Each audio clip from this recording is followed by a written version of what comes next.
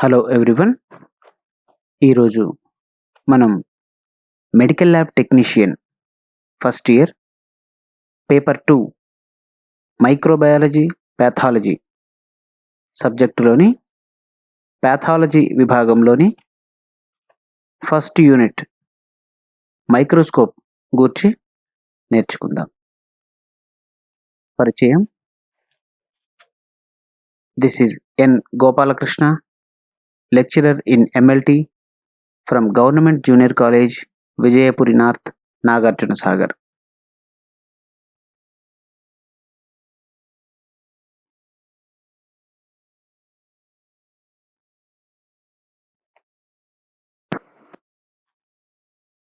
Introduction. The word microscope comes from the Latin word microscopium, which is derived from the Greek words micros and scopin.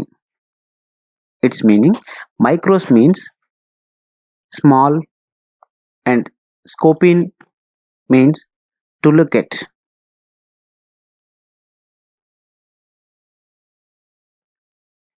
Introduction.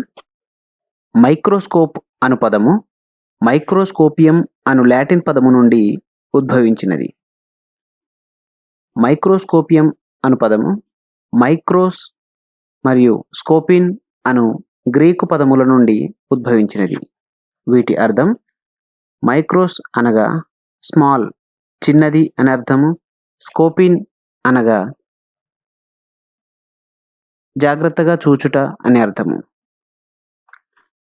Next, the definition of microscopy. The study of microscopes is called microscopy. Microscope లేదా సూక్ష్మదర్శినుల గూర్చి అధ్యయనం చేయు శాస్త్రమును microscopy అంటారు. Next, definition of microscope. A specialized equipment which is used to observe microorganisms, cells, etc. is called microscope.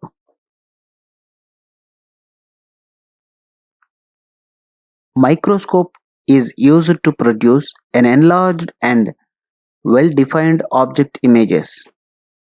The degree of enlargement is called as magnification. Microscope యొక్క నిర్వచనము: సూక్ష్మముగా ఉండు జీవులను, కణాలను మరియు కణభాగాలను చూచుటకు ఉపయోగించు ప్రత్యేక పరికరమును సూక్ష్మదర్శిని లేదా మైక్రోస్కోప్ అని అంటారు. సూక్ష్మంగా ఉన్న కణాలను లేదా జీవులను పెద్దదిగా చేసి చూపించుట కొరకు మైక్రోస్కోప్ను ఉపయోగిస్తారు. సూక్ష్మముగా ఉన్న బింబమును పెద్దగా చూపించు సామర్థ్యమును మ్యాగ్నిఫికేషన్ అని అంటారు. హిస్టరీ.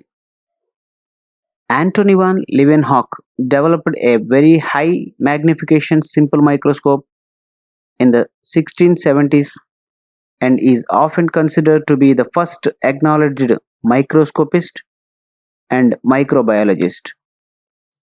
చరిత్ర.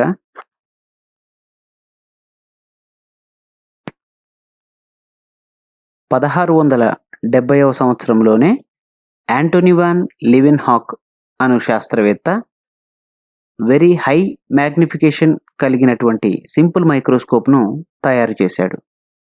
అతని సేవలకు గాను యాంటోనీ వాన్ లీవెన్హాక్ను మొట్టమొదటి మైక్రోస్కోపిస్ట్ మరియు మొట్టమొదటి మైక్రోబయాలజిస్ట్ అని పిలిచేవారు. Compound microscope was invented by Zacharias Janssen in the late 16th century. 16వ శతాబ్దపు అంతంలో జకారియస్ జాన్సన్ అను శాస్త్రవేత్త సంయుక్త సూక్ష్మదర్శిని లేదా కాంపౌండ్ మైక్రోస్కోప్ను తయారు చేశాడు. Types of microscopes used in the microbiology laboratory. Microbiology ప్రయోగశాలలో ఉపయోగించు వివిధ సూక్ష్మదర్శినుల రకాలు. నెంబర్ 1 సింపుల్ మైక్రోస్కోప్ లేదా సాధారణ మైక్రోస్కోప్. నెంబర్ 2 కాంపౌండ్ మైక్రోస్కోప్ లేదా సంయుక్త సూక్ష్మదర్శిని. Number 3 fluorescent microscope. Number 4 phase contrast microscope. Number 5 electron microscope. Principle and working of compound microscope. The microscope is used to visualize stained and unstained microorganisms like bacteria and fungi and to identify them. The microscope magnifies the image of the object to be visualized through it. The laboratory microscope provides a magnification of 40, 100, 400 and 1000 times. Total magnification is obtained by multiplying the magnification of the objective width of eyepiece.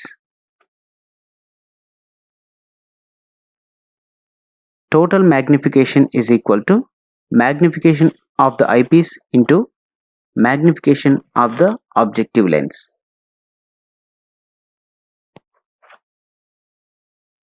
Compound microscope లేదా సంయుక్త సూక్ష్మదర్శిని యొక్క పనిచేయు సూత్రము.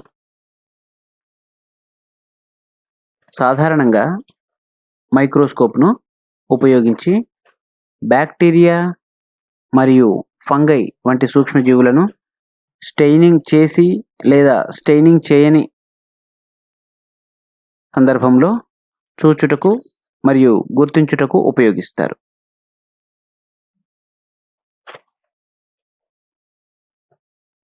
Microscope సాధారణంగా ఉన్న సూక్ష్మజీవి యొక్క పరిమాణమును కొన్ని రెట్లు పెద్దగా చేసి చూపించును. ఫలితంగా మనం దానిని గుర్తించగలము. మైక్రోస్కోప్ ఈ క్రింది రకాల మ్యాగ్నిఫికేషన్ను చూపించును. అవి 40, 100, 400 అండ్ 1000 ఇన్ని రెట్లు పెద్దగా చేసి చూపించగలుగుతుంది. ఒక మైక్రోస్కోప్ యొక్క మొత్తం మ్యాగ్నిఫికేషన్ పవర్ను ఏ విధంగా పొందవచ్చంటే ఆబ్జెక్టివ్ లెన్స్ యొక్క మ్యాగ్నిఫికేషన్ పవర్ను ఐపీస్ యొక్క మ్యాగ్నిఫికేషన్ పవర్తో గుణించగా ఒక మైక్రోస్కోప్ యొక్క మొత్తం మ్యాగ్నిఫికేషన్ పవర్ను తెలుసుకోవచ్చును. దాని కొరకు ఈ క్రింది సూత్రము కలదు. మొత్తం magnification is equal to eyepiece యొక్క మ్యాగ్నిఫికేషన్ ఇంటూ ఆబ్జెక్టివ్ లెన్స్ యొక్క magnification. Parts of microscope. Number 1 stand. Number 2 mechanical adjustment. Number 3 optics. సంయుక్త సూక్ష్మదర్శిని యొక్క భాగాలు. 1 స్టాండ్, 2 మెకానికల్ అడ్జస్ట్మెంట్. ఈ విభాగంలో coarse adjustment, fine adjustment, inclination, condenser adjustment, aperture adjustment and stage. Number 3 optics are the lens. Microscope కలిగి ఉండే కటకాలు లేదా దర్పణాలు. Eyepiece, objective lens, condenser and iris diaphragm, చివరగా mirror. Number 1 stand. The stand consists of the following: tube. The tube supports objective and eyepiece. Then body. Body gives support to the tube. Next, arm. The microscope is held with the arm. It gives correct height and angle to the body and the tube. The stage has a pair of spring clips to hold the microslide. The sub-stage holds the condenser lens with the iris diaphragm and a holder for fitting. The horseshoe-shaped foot which supports the body of the microscope. Number 1. Stand. Stand ఈ క్రింది వాటిని కలిగి ఉండును. మొదటగా tube. Eyepiece మరియు objective లెన్స్లకు ఆధారాన్ని ఇస్తుంది. Next body. ట్యూబునకు ఆధారాన్ని ఇస్తుంది. Next arm. మైక్రోస్కోప్ను ఒక ప్లేస్ నుండి మరొక ప్లేస్కు తరలించాలంటే ఈ ఆర్మ్ను పట్టుకోవాలి. ఈ ఆర్మ్ ఉండడం వలన మైక్రోస్కోప్కు కావలసిన హైటు మరియు యాంగిల్ కలుగును.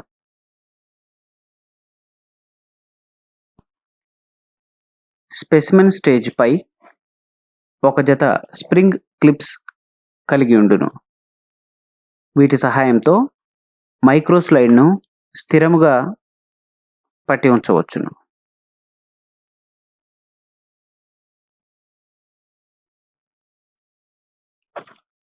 స్పెసిమెన్ స్టేజ్ క్రింది భాగంలో condenser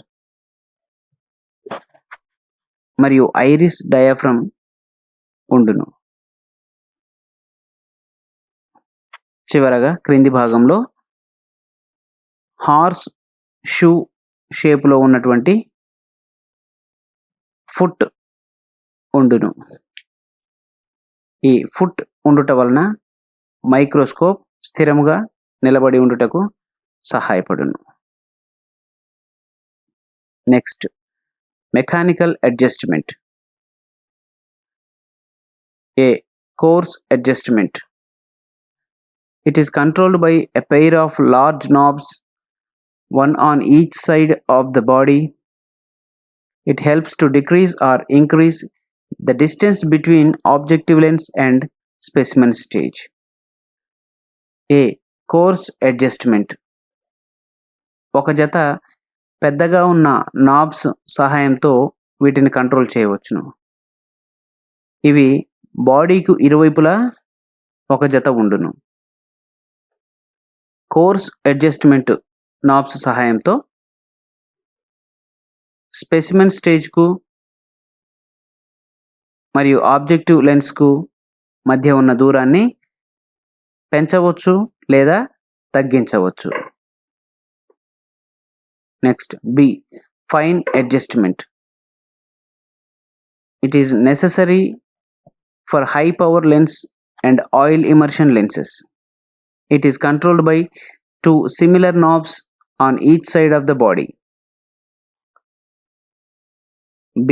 Fine adjustment. Fine adjustment అనేది హై పవర్ లెన్సెస్కు మరియు ఆయిల్ ఇమర్షన్ లెన్స్ను ఉపయోగించినప్పుడు ఖచ్చితంగా దీనిని సరిచేయాలి. ఫైన్ అడ్జస్ట్మెంట్ ఒకే మాదిరిగా ఉండే ఒక జత నాబ్స్ సహాయంతో అడ్జస్ట్ చేస్తారు. ఈ నాబ్స్ బాడీకు ఇరువైపులా ఉండును. ఈ fine adjustment knobs coarse adjustment knob కంటే చిన్నగా ఉండును. C. Draw tube. It is used for adjusting distance between objective and eyepiece.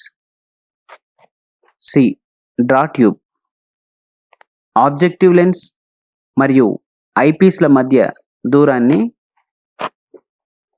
సరిచేయుట కొరకు డ్రా ట్యూబ్ను ఉపయోగిస్తారు. Next D. Inclination. Arm is tilted upon the foot by a finger. Next E. Condenser adjustments.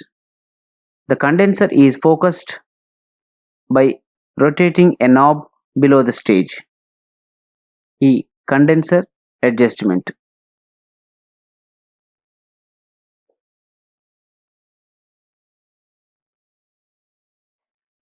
Specimen stage క్రింది భాగంలో ఉండు ఒక knob సహాయంతో సరిచేస్తూ condenser ద్వారా focus చేస్తారు. F aperture adjustment. This is done by iris diaphragm. Condenser కలిగి ఉండే iris డయాఫ్రమ్ను సరిచేయుట ద్వారా అపర్చర్ అడ్జస్ట్మెంట్ చేయవచ్చును. Next G stage. It has the knobs for the to and fro, side to side movements of the over the stage.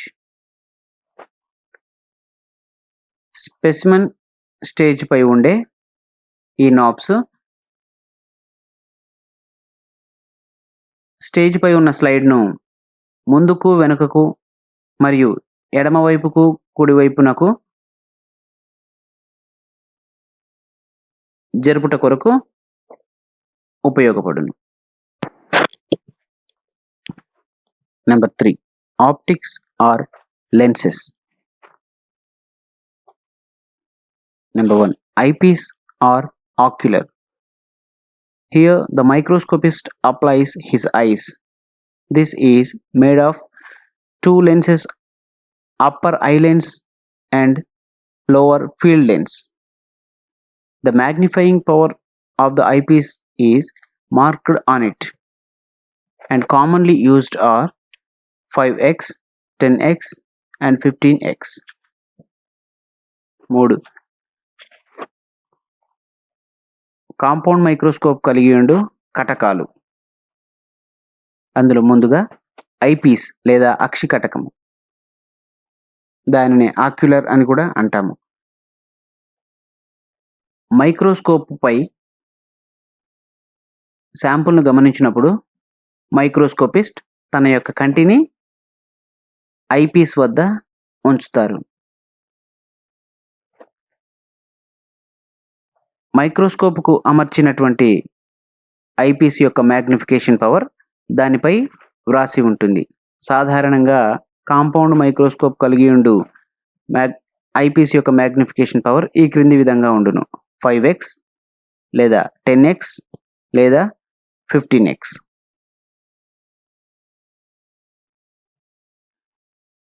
Eyepiece is also called as ocular.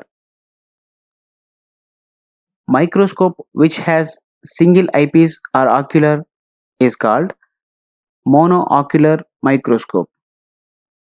Microscope which has two eyepieces or oculars is called binocular microscope. Microscope which has three eyepieces or oculars is called trinocular microscope. Eyepiece అక్షికటకమును ocular అని కూడా పిలుస్తారు.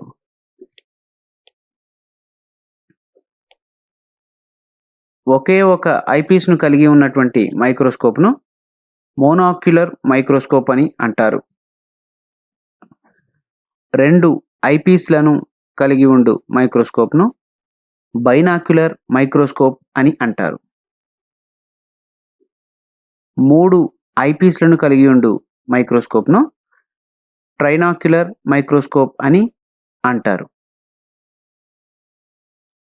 పైన కనిపిస్తున్న చిత్రంలో monocular microscope, binocular microscope మరియు ట్రైనాక్యులర్ microscope యొక్క చిత్రాలను చూడవచ్చును. Next objective lens. These are present just above the specimen stage. Most of the microscopes contain 3 objective lenses with a different magnification power. They are low power objective lens 10x, high power objective lens 45x and oil immersion objective lens 100x. తర్వాత objective lens, దీనిని వస్తు కటకం అని కూడా అంటారు. Objective lens microscope యొక్క నిర్మాణంలో specimen స్టేజ్కు కొద్దిగా పైభాగంలో అమర్చబడి ఉంటుంది. సాధారణంగా కాంపౌండ్ మైక్రోస్కోప్లు కలిగి ఉండు ఆబ్జెక్టివ్ లెన్స్లు 3 రకాల మ్యాగ్నిఫికేషన్ పవర్ను కలిగి ఉండును. అవి లో పవర్ ఆబ్జెక్టివ్ లెన్స్ లేదా 10x, high power objective lens లేదా 45x, oil immersion objective lens లేదా 100x. Numerical aperture. The light passes through this lens and makes the image visible. The greater the numerical aperture, greater the resolving power. The greater the resolving power of the objective, the clear image. Numerical aperture microscope యొక్క ఈ కటకము ద్వారా కాంతి ప్రసరించుట వలన image కనిపించును. Numerical aperture పెరిగే కొలది resolving power పెరుగును. Resolving power పెరుగుట వలన clear image కనిపించును. Next, oil immersion objectives. These are used to avoid bending of the light beam by using cedar wood oil or liquid paraffin. Oil immersion objective increases the resolving power by converting more light rays which are lost by refraction when a dry objective is used. Next, oil immersion objectives.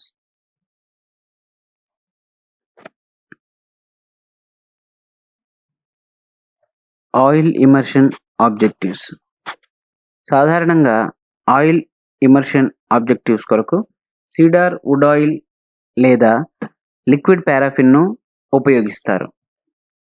దీనిని ఉపయోగించి చూచుట వలన objective యొక్క resolving power పెరిగి image పెద్దదిగాను మరియు మరింత స్పష్టంగాను కనిపించును. Condenser and iris diaphragm. This is a large lens mounted below the stage with an iris diaphragm. It delivers the light beam to the objective at an angle. Iris diaphragm is within the condenser and is used to increase or decrease the amount of the light by increasing or decreasing the angle. Condenser మరియు iris diaphragm. Condenser specimen stage క్రింద వైపున అమర్చబడి ఉండి iris డయాఫ్రమ్ను కలిగి ఉండును.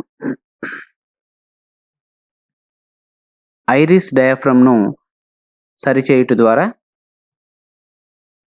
కాంతిని ఎక్కువ మొత్తంలో లేదా తక్కువ మొత్తంలో ప్రసరించు విధంగా సరిచేయవచ్చును.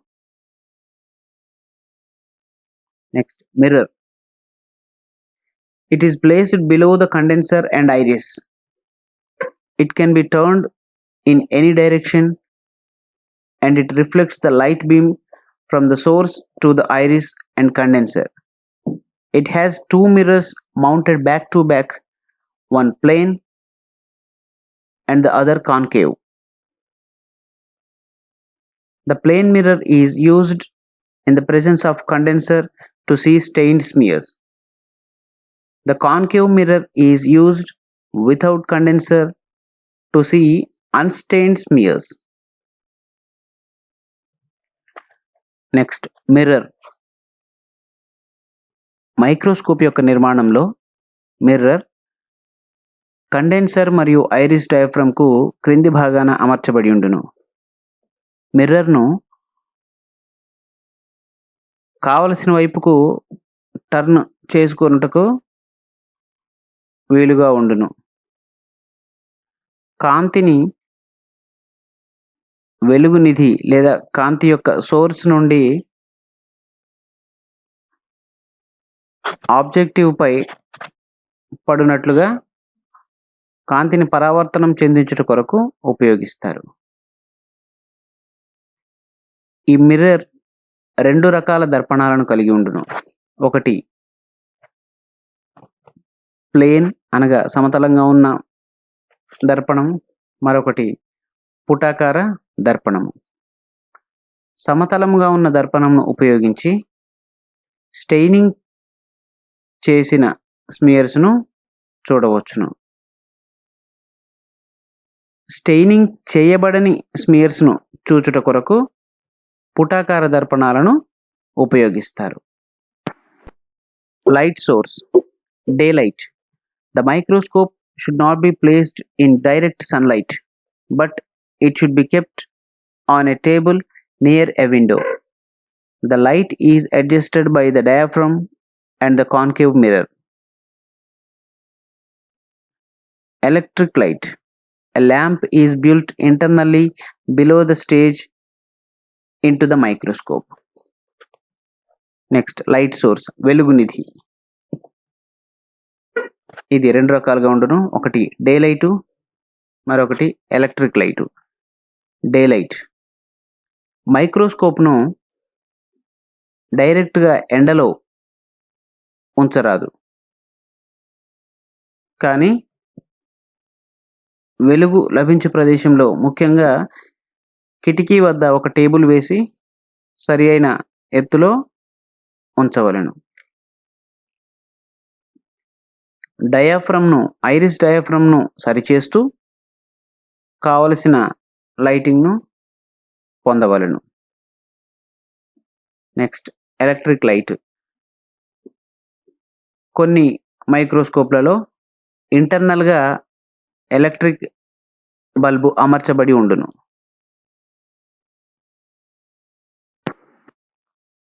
Working of the compound microscope. This constitutes the following steps. Number 1, setting of the microscope. Number 2, focusing the object. Number 1, setting of the microscope. Number 1, positioning the microscope, fitting the accessories of the microscope, positioning the lamp, preliminary adjustment of the mirror, centering the condenser, adjustment of the diaphragm, and adjustment of the eyepiece.